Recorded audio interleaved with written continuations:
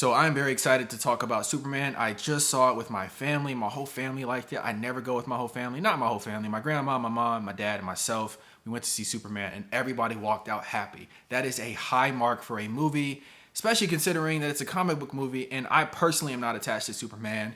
And my grandmother, who's 76, probably doesn't remember much. She remembers the Christopher Reeves era, my mom as well, but like they're not attached to this character. But we all walked out feeling like that was a good time at the movies.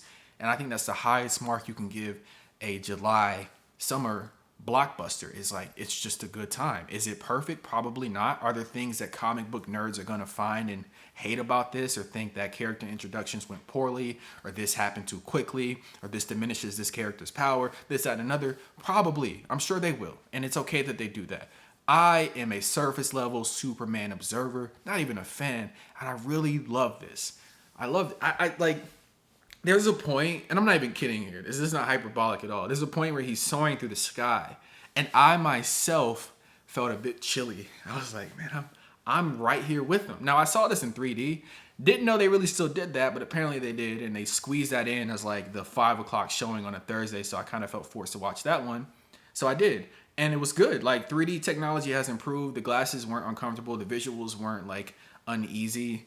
It just felt immersive in a way that I probably could have got better in IMAX, but this was still maybe a good close second or third option from IMAX to Dolby to this. So I enjoyed the experience in the theater with the 3D element, but more importantly, the movie is just, it's this colorful, chaotic, convoluted comic book mess of a movie, and it deserves to be that because I think, and I'm not super familiar with comic books, despite Galactus being back there, I think that a movie like this should just make you feel like you're a kid again. Superman is that sort of character where it's like he's not really a dark character. He's just like, golly gee, I'm a good guy type character. And in that, you know, he's gonna be a bit wacky and goofy, and I think you should make the world around him a bit wacky and goofy. And Metropolis is that in this world. Now there are life-threatening things happening, but they don't seem super heavy, but they do seem present.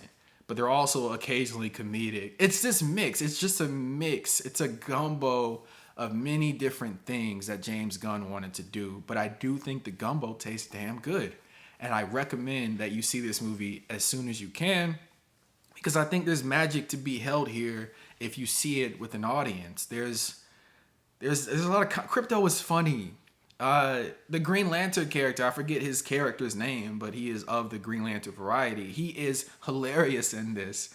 Hawkgirl doesn't have a ton to do, but her presence it's welcome. Like it's not a negative on the movie. It's just also not a positive. It's a neutral element to the movie.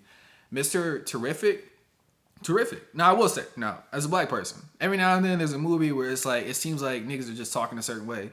And I kind of got that in this movie where I'm just like, why is he?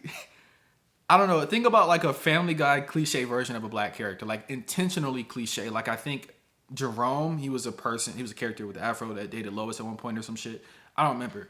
But like, you know, he'd be like talking super like this. And it's like black exploitation, you know, talking about job turkeys and all that. Know what I'm saying?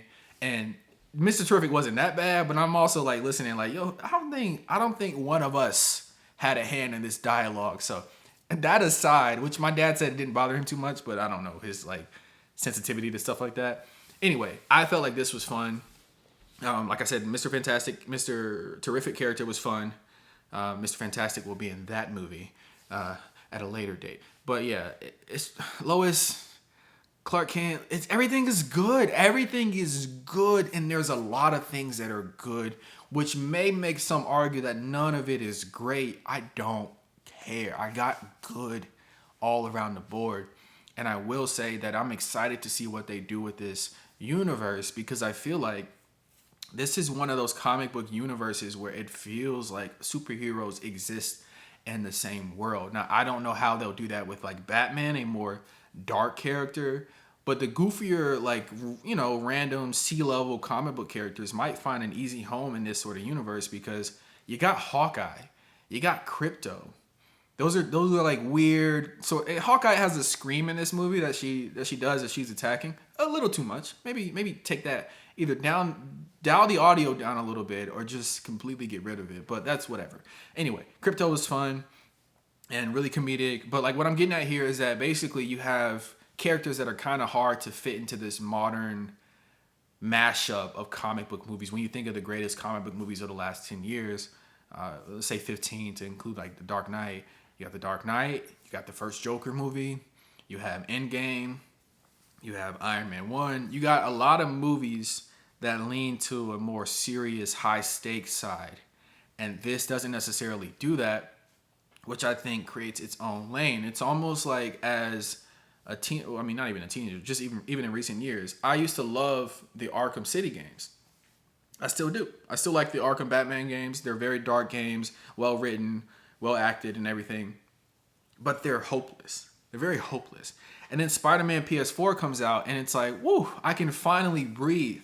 I can swing around New York City, and I can walk past people, NPCs, and high five them, and it feels like a different experience. Both have their pros, and I would argue that like the Batman part is more high art, but I still like the Spider-Man experience, and I think this gives us that. Not to mix universes here, not to mix properties here, but like this is some lighthearted Spider-Man stuff, like the colorful Sam Raimi variety.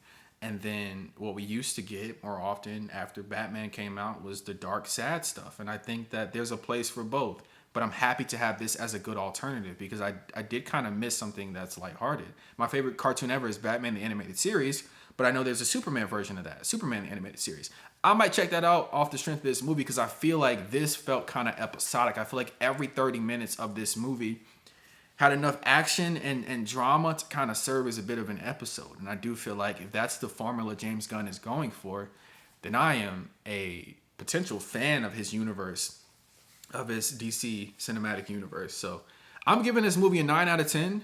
I think I might see it again, honestly, before Fantastic Four comes out, just so I can like continue to get that superhero itch, keep that momentum going. But this was better than I thought. And anybody who has complaints about how many times Superman gets his butt kicked or how certain characters don't seem completely integrated into the story, I can understand that. It's an imperfect effort, but I think its execution offers something that there's a bit of a void of. And I know people are going to be like, well, there's so many like lighthearted comic book movies. Marvel has made a ton. They always squeeze jokes in where they're not needed. But I don't think that necessarily fits the universe. But because this is the inaugural effort of James Gunn's universe, from what I understand with the timeline, this feels like if you're giving us this, you're giving me the childhood sensation of waking up at 6 a.m. to watch the Spider-Man cartoon, to watch whatever fun, family, somewhat family friendly in this context of the movie, cartoon that makes me feel like I'm a kid with an imagination again, as opposed to a grown man living in a sad universe where like Batman villains seem kind of realistic, you know? Anyway, great time at the movies, 9 out of 10. I definitely recommend you see it with an audience as big as possible, on the biggest screen as possible, or with the biggest sound system as possible. And yes, I'm excited for more.